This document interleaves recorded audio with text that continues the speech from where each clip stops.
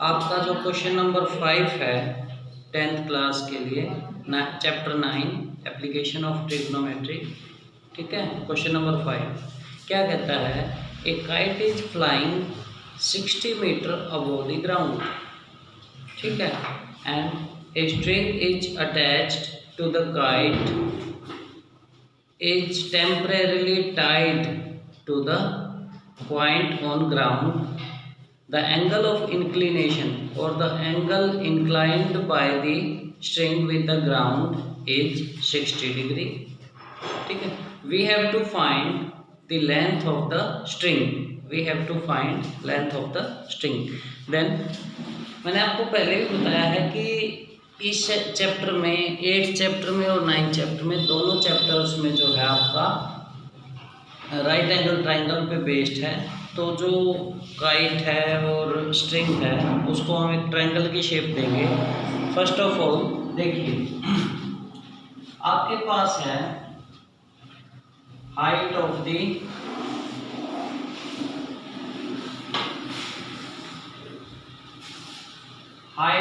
kite from the ground. This is ground, this is height, ठीक है। और ये कितने मीटर की हाइट पे है काइट?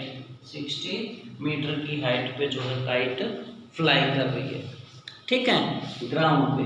और ग्राउंड और काइट के बीच में जो है 90 डिग्री का एंगल यहाँ पे कंस्ट्रक्टेड है। मैंने कहा था ग्राउंड से ऊपर जब भी होगी तो वो राइट एंगल ट्रायंगल में 90 डिग्री का एंगल जो है फॉर्म होगा। अब क्या है, यहाँ काइट है, ये जो काइट है इससे एक स्ट्रिंग, जैसे आप बोलते हो कि मांझा जिसको हम बोलते हैं, वो बंधा हुआ है जिसके थ्रू वो फ्लाई कर रही है। और वो स्ट्रिंग टेम्परेरी ढंग से ग्राउंड पे किसी पॉइंट पे बांध रखा है उसको, ठीक है। टेम्परेरी ढंग से उसको किसी पॉइंट पे हमने टाई अप कर रखा है। और देखिए जो ग्राउंड और स्ट्रिंग के बीच का जो एंगल है ना वो आपका 60 डिग्री दिया गया है, ठीक है, 60 डिग्री दिया गया है। इसके बाद अब देखिए हमें दी हुई है हाइट ऑफ द काइट और हमें फाइंड करनी है लेंथ ऑफ द स्ट्रिंग, ठीक है, लेंथ ऑफ द स्ट्रिंग। तो हम इस ट्रायंगल को क्या करेंगे, ए बी सी, ठीक है। मैं इसको यहाँ पे ग्राउंड को जी की फॉर्म दे देता हूँ, जी फॉर ग्राउंड, ठीक है। अब हम क्या करेंगे कि हमारे पास जो है राइट एंगल ट्रायंगल तैयार है। इस राइट एंगल ट्रायंगल के जरिए हम क्या करेंगे, देखिए in triangle ABC, in triangle ABC we have to find AC. First of all AB आपको गिवन है 60 मीटर, ठीक है। और एंगल ऑफ एलिवेशन मैंने आपको बताया था, एंगल ऑफ एलिवेशन आपका दिया हुआ है 60 डिग्री। और हमें फाइंड करना है AC हमें फाइंड करना है, ठीक है। नाउ इन ट्रायंगल ABC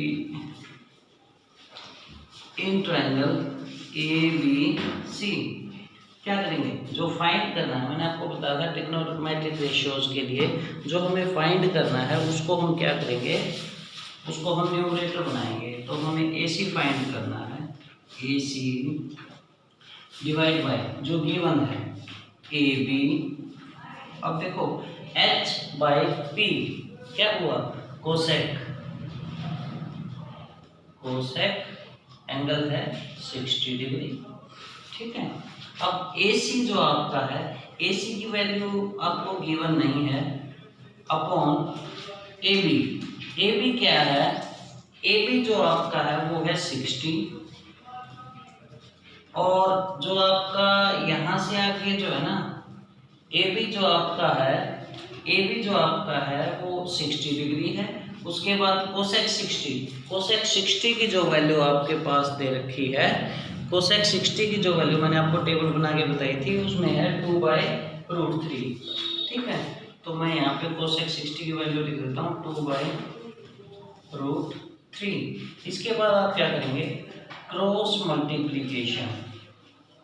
तो आप क्या मिलेगा आपको, यहाँ आगे आ जाते हैं, AC is equal to 60 multiply 2 divide by √3, और यहाँ से आपका आ गया AC is equal to 120/√3।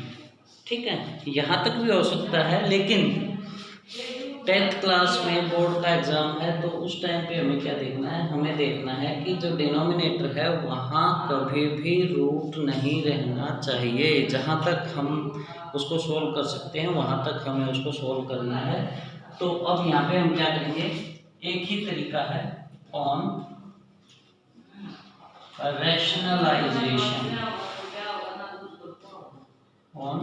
Rationalisation of denominator.